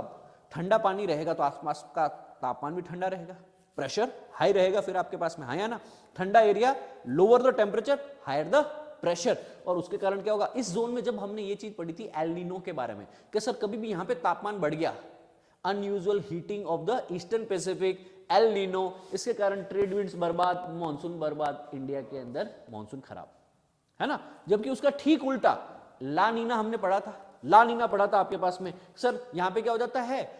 कोल्ड, जरूरत से भी जो है आपके पास में upwelling of the cold current के कारण क्या है? जो नॉर्मल टेम्परेचर उससे भी कम टेम्परेचर हो जाएगा, एंड हेंस ये ट्रेड विंड्स और भी ज्यादा स्ट्रांग हो जाएगी, है ना। प्रॉपर जो वॉकर सेल का फॉर्मेशन हो पाएगा, वॉकर सेल का फॉर्मेशन प्रॉपर हो पाएगा। और ये दोनों ही वॉकर सेल का फॉर्मेशन प्रॉपर होने से क्या हो जाएगा?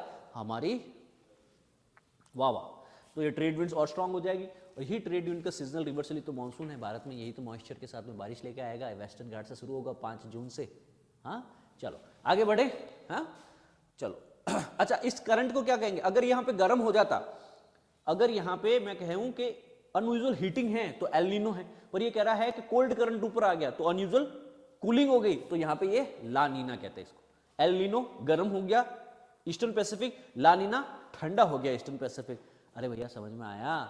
नहीं आया है? तो कूल वाटर यहाँ पे आ चुका है पैसिफिक के ईस्ट के अंदर, और इसके कारण पूरा का पूरा जो है यहाँ पे लो प्रेशर जोन बन चुका है। ये ट्रेड विंड्स को और भी स्ट्रांग कर देता है। ला नीना जब भी आता है भारत के अंदर, मानसून स्ट्रांग हो जाता है, और उसके कारण क्या होता है? अतिवृष्टि होती है, जरूरत से ज्यादा बारिश होती है, मोर देन एवरेज रेनफॉल होता है। अच्छी बात भी है, पर कहीं कहीं भी बाढ़ भी आ जाती है फिर। ठीक है चलो, फिर एक कैडियाबेटिक विंड्स के बारे में बात कर रहा है। क्या है कैडियाबेटिक हवाएं? क्या होती है? तो हवाएं बेसिकली दो तरह की होती है, एक कैडियाबेटिक और एक एडियाबेटिक। कैडियाबेटिक और एडियाबेटिक, यहां पे कैडियाबेटिक के बारे में पूछ रहा है। कैडियाबेटिक क्या है? Density difference in the winds at the different altitude. इसको बेसिकली क्या कहते हैं? कैडियाबेटिक विंड्स कहते हैं। सर आपके पास में कैडियाबेटिक हवाएं क्यों होती है?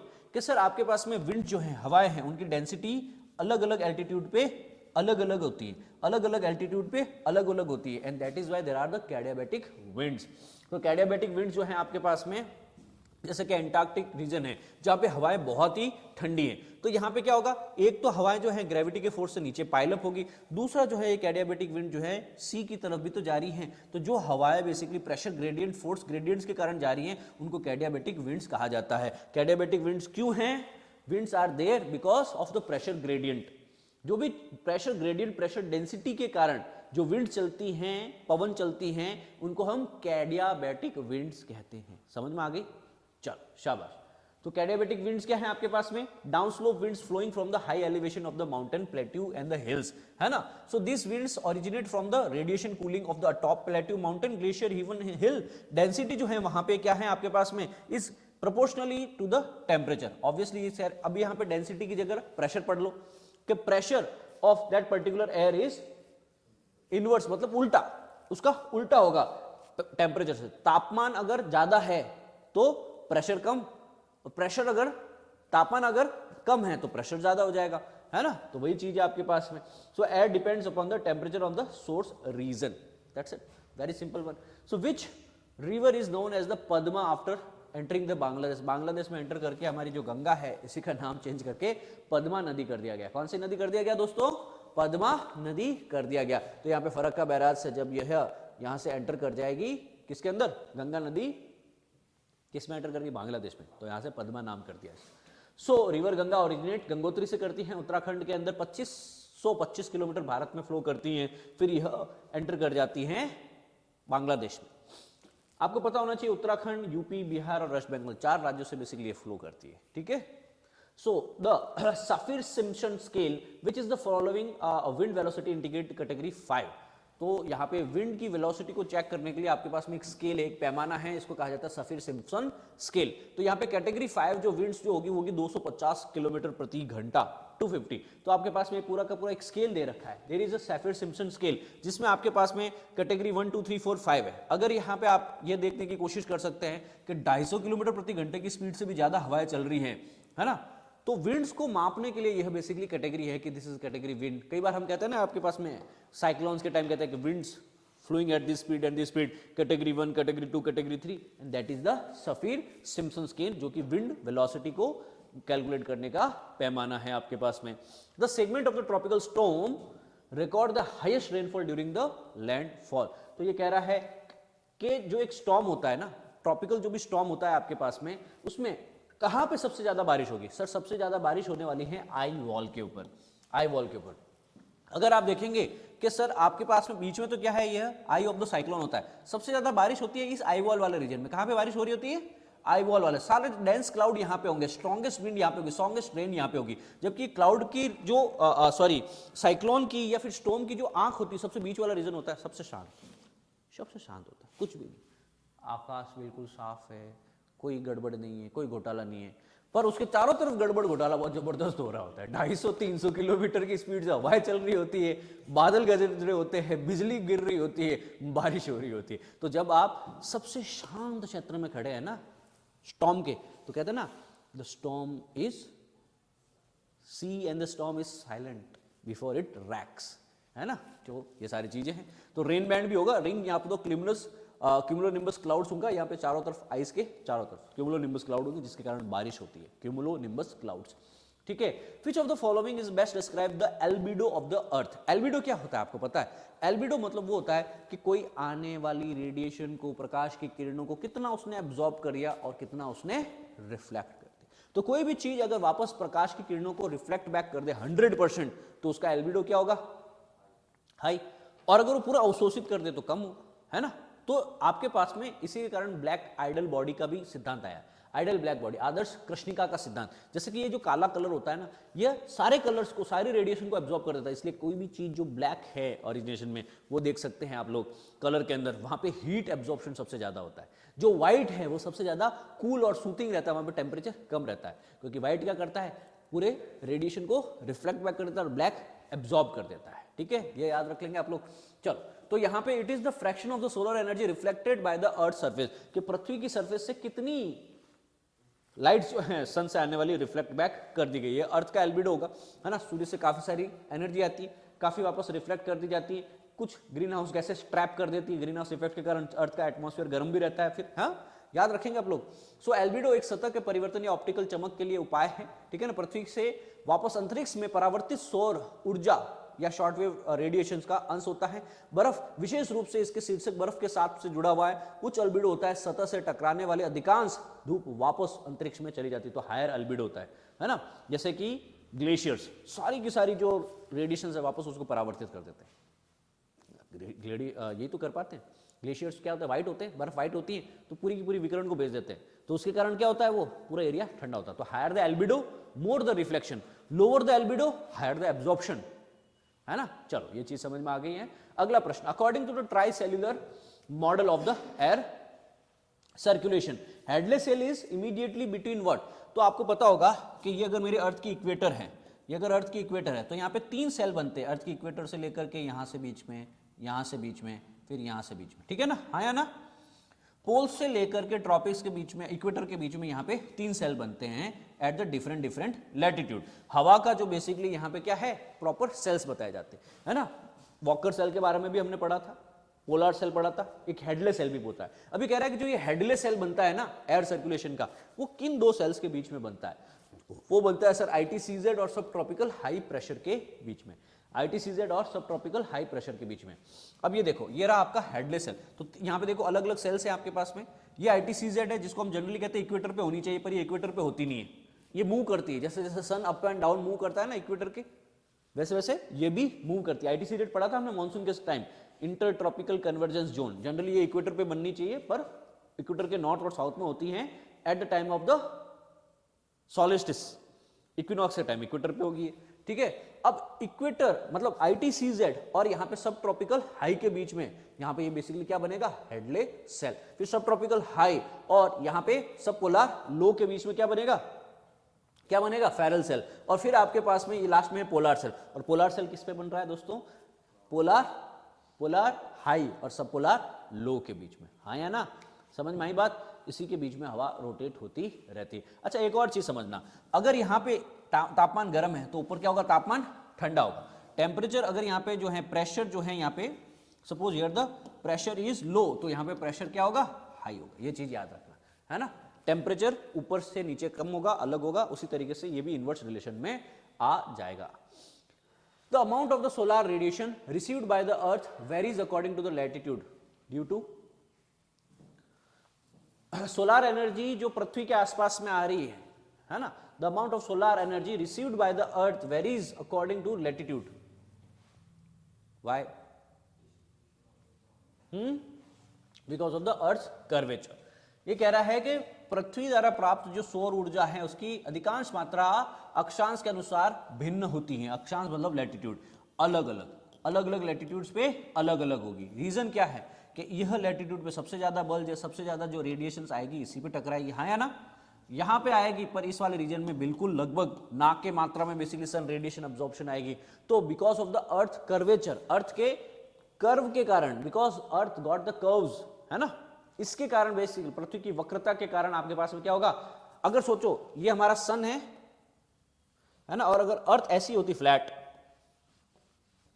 चारों तरफ बराबर लाइट आती कि नहीं आती, flat earth, but earth is not flat, earth is curve, तो यहां पे अलग अलग लैटिट्यूड्स पे अलग अलग टेम्परेचर रहता है, दैट्स इट, है ना। अगर ये कर्व नहीं होकर फ्लैट होता तो बराबर था सब जगह, पर ये कर्व है इसलिए तो ये स्लांटिंग सनरेज की बात करते हैं हम लोग, हाँ या ना। चलो, व्हाट इज ऑरोरा, ऑरोरा बोरियोलिस जिसको कहा जाता है। कभी भी आप देखोगे ना अर्थ के नॉर्थ और साउथ पोल के ऊपर कुछ यहाँ पे आपको यूं इस तरह की लाइट्स दिखने को मिलती हैं, लाइट्स देखने को मिलती है, उनको ऑरोरा लाइट्स कहते हैं। ये क्या है आपके पास में, display of the light in the sky predominantly seen in the high altitude region, है ना। जब मैं 80 डिग्री नॉर्थ, 90 डिग्री नॉर्थ मतलब ध्रुव, उत्तरी ध्रुव और दक्षिणी ध्रुव पे भी 80 डिग्री 90 डिग्री के आसपास जाऊंगा तो रात को मेरे को क्या दिखता है, आकाश में प्रकाश चमकता हुआ दिखता है, जैसे बादलों के बीच में भी प्रकाश भी तैरता हुआ मंडराता हुआ दिखता है, उसको बोरियोलिस कहा जाता है। Yes, this is aurora borealis. क्या है aurora, aurora is known as the polar light, polar light, poles के ऊपर, ध्रुव के ऊपर जो लाइट पाया जाते हैं प्रकाश, ये प्रकाश जो है नेचुरल होता है, मतलब कोई यहाँ पे क्या नहीं, कोई डिस्को लाइट नहीं है ये। So it is by the display in the earth sky predominantly seen in the high altitude region. High altitude, altitude का क्या मतलब हो गया आपके पास में, यहाँ पे हाई लैटिट्यूड की बात की गई, एल्टीट्यूड नहीं, हाई एल्टीट्यूड तो फिर एवरेस्ट पे भी दिखना चाहिए, क्योंकि एल्टीट्यूड मतलब ऊंचाई होती है, एल्टीट्यूड नहीं लैटिट्यूड है ना, कि उच्च अक्षांशों पे पाई जाती है, उच्च अक्षांश 90 डिग्री 80 डिग्री के आसपास में। फिर though we see the aurora on the earth, it is the weather condition and the conditions on the sun that decide whether or not we will see the aurora, ठीक है ना। सो सूर्य के प्रकाश को basically जो है इस तरीके से यहाँ पे दिखाया जाता है। इलेक्ट्रोमैग्नेटिक इफेक्ट होता है ये, किसके कारण होता है दोस्तों, बिकॉज ऑफ द इलेक्ट्रोमैग्नेटिज्म, ठीक है ना। नॉर्दर्न लाइट्स ऑरोरा बोरियोलिस दो तरह की होती है आपके पास में, नॉर्थ में है तो ऑरोरा बोरियोलिस है, साउथ में है तो ऑरोरा ऑस्ट्रेलिस। क्या है, साउथ में ऑस्ट्रेलिस और नॉर्थ में बोरियोलिस। एक है उत्तरी ध्रुव पे जो लाइट दिख रही है, एक है दक्षिणी ध्रुव पे जो लाइट्स दिखती हैं हमको। फिर है hurricanes, two hurricane collide, this effect is called what, hurricanes. वही आपके पास में एक तरह का क्या है, लो प्रेशर जोन, जो साइक्लोन्स वगैरह पढ़ा था आपने वैसा ही कुछ। अगर कहता है कि दो हरिकेन्स अगर कोलाइड हो जाए, अगर दो हरिकेन्स कोलाइड हो जाए, इसको बेसिकली कहेंगे हम लोग फुजीवारा इफेक्ट। क्या कहेंगे हम लोग, जब दो तूफान टकराते हैं तो उस इफेक्ट को हम लोग कहते हैं फुजीवारा प्रभाव। जब दो हरिकेन्स प्रेशर जोन साइक्लिक वे में, अब ये चीज देखने की कोशिश करो, दोनों में ही हवाएं जो है डायरेक्शन एक ही, अब दोनों के दोनों अगर लो प्रेशर जोन टकरा गए, ये हरिकेन्स टकरा गए तो क्या होगा, when two cyclones are close enough to each other they behave as a satellite rotating around one common center. If the hurricane is much stronger than other, the smaller one will orbit it in the eventually come crashing into the vortex. And however, the more often we see the two storms are close to each other, upper level of the shear increases and it will lead to the decrease in the storm strength. तो वही चीज है कि sir एक अगर बड़ा है और एक अगर छोटा है स्टॉर्म, एक अगर स्टॉर्म बड़ा है और एक छोटा है, तो फिर छोटा वाला स्टॉर्म इसके चक्कर लगाता हुआ धीरे धीरे इसके अंदर ही मिक्स हो जाएगा, वॉर्टेक्स के अंदर, बीच के अंदर, सेंटर के अंदर आ जाएगा वो भी, ठीक है ना। ये इस तरीके के होगा और इसको फुजीवारा इफेक्ट कर दिया, दो स्टॉर्म्स ब्रेक एक साथ में हो जाते हैं। चलो sir, global climate risk index कौन रिलीज करता है, हमारा जर्मन वॉच, है ना। तो आपको पता होना चाहिए जर्मन वॉच करके एक ऑर्गेनाइजेशन के बारे में, नॉन प्रॉफिट है ना, एनजीओ है, यह बॉर्न जर्मनी के अंदर है, ठीक है ना। तो ग्लोबल क्लाइमेट रिस्क इंडेक्स यही साल में पब्लिश करता है। Which of the following main reason for the Mediterranean land being the tourist attraction, Mediterranean land या भूमध्य सागरीय प्रदेश जो है वो टूरिस्ट अट्रैक्शन है। क्या है, टूरिस्ट अट्रैक्शन होते कि नहीं होते, पूरा का पूरा ये वाला एरिया, इटली वाला, सिसली वाला, ये सब एरिया के अंदर है, क्यों है, व्हाट इज द रीजन। इसका रीजन होता है constantly higher temperature than in other parts of the Europe and the long hours of the sunshine and low rainfall during the holiday season.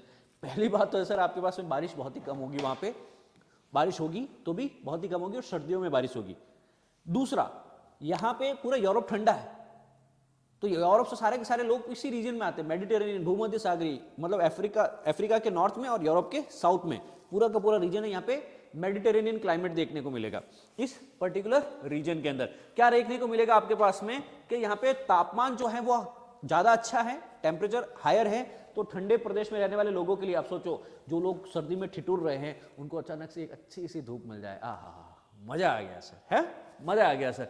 और फिर यहाँ पे लॉन्ग आवर ऑफ सनसाइन, सूरज भी चमकता ज्यादा है यहाँ पे, और लो रेनफॉल। एक उत्तरी ध्रुव पे साला 6 महीने का दिन 6 महीने का रात, और वहां से नॉर्वे से कोई आदमी आएगा मेडिटेरेनियन में हफ्ता 10 दिन छुट्टी मना के जाएगा। टूरिज्म सबसे ज्यादा है यहाँ पे, क्या है, टूरिज्म सबसे ज्यादा देखने को मिलता है आपके पास में, ठीक है। फिर अगला प्रश्न करते हैं अगले हाफ के अंदर। थैंक यू, जय हिंद, सर्वदा शक्तिशाली।